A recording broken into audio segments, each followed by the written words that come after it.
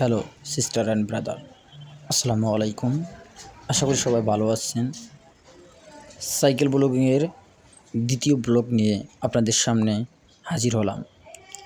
আজকে আমি টেকনিক্যাল থেকে শ্যামলী এই রোডটাতে সাইকেল রাইড করব। আপনারা অনেকেই বলেছিলেন যে একটা ফ্রি রোডে সাইকেল রাইড করতে, তাই আমি আজকের সেই ধারাবাহিকতাকে সামনে রেখেই আজকের এই সাইকেল রাইডটা দিচ্ছি আপনাদের সামনে। অবশ্যই ভিডিওটি দেখবেন, আমার চ্যানেলটিকে সাবস্ক্রাইব করবেন, লাইক করবেন, কমেন্ট করবেন এবং বন্ধুদের কাছে শেয়ার করবেন। গত পর্বে শাফিন আহমেদ ভাই বলেছিল ফ্রি রোডের একটা ব্লগ চাই। আমি ভাইকে আশা দিয়েছিলাম যে হ্যাঁ ঠিক আছে, আমি ইনশাল্লাহ পরবর্তীতে ফ্রি রোডের একটা ভিডিও দেব। তার প্রেক্ষিতে আমি আজকে ফ্রি রোডের এই ভিডিওটি আপলোড করলাম।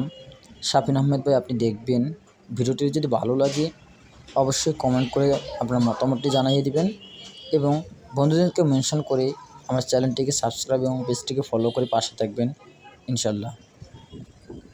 গত পর্বে এমডি লোকমান হোসেন ভাই বলেছিলেন ক্যামেরা সেটআপের ডিটেলসটা বলবেন ভাই, আর কোন ব্র্যান্ডের ক্যামেরা ইউজ করেন বলবেন। তো আমি যদি ক্যামেরা সেটআপের ডিটেলসটা বলতে চাই, এখানে আমি আমার ফোনের ক্যামেরা দিয়ে ভিডিও করি। আর ক্যামেরাটা সেটআপ করি হলো চেস্ট মাউন্ট, যেটা আমার বুকের মধ্যে লাগানো থাকে। সেখানে আমি মোবাইলটা রাখি, সেটআপ করে রাখি এবং সেটা রাইড করার সময় ভিডিও ক্যাপচার করি সেটার মাধ্যমে।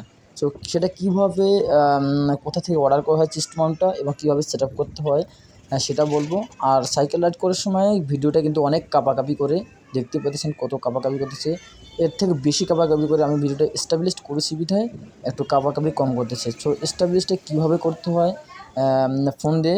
ফোনে ভিডিও করে এবং কীভাবে এই কাঁপাকাঁপিটা বন্ধ করতে হবে সে বিষয়টাও আপনাদেরকে জানাবো পরবর্তী ভিডিওতে। আমি আশা রাখবো আপনারা আমার চ্যানেলটি এবং ফেসবুক পেজটিকে ফলো দিয়ে রাখবেন, চ্যানেলটিকে সাবস্ক্রাইব করে রাখবেন, যাতে আমি ভিডিও আপলোড করলে সঙ্গে সঙ্গে আপনারা সেটা নোটিফিকেশন পেয়ে যান। গত পর্বে অনেকে বলেছিলেন যে ভাই আপনার সাইকেলের ব্রেক লেভারের পজিশনটা ঠিক নাই।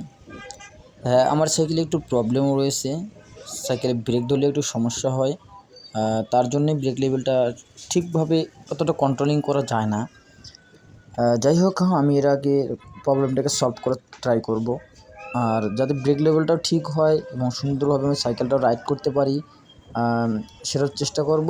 আপনারা সবাই দোয়া করবেন আল্লাহ তাআলা যাতে আমাকে কোনো বিপদের সম্মুখীন না করে এবং আমি যেন সুন্দরভাবে সাইকেল রাইড করতে পারি, সুন্দর সুন্দর ভিডিও ক্যাপচার করতে পারি এবং সেটা আপনাদেরকে উপহার দিতে পারি। আপনারা সবাই দোয়া করবেন, আমার পাশে থাকবেন, অবশ্যই আমার চ্যানেলটিকে সাবস্ক্রাইব করবেন। আসসালামু আলাইকুম।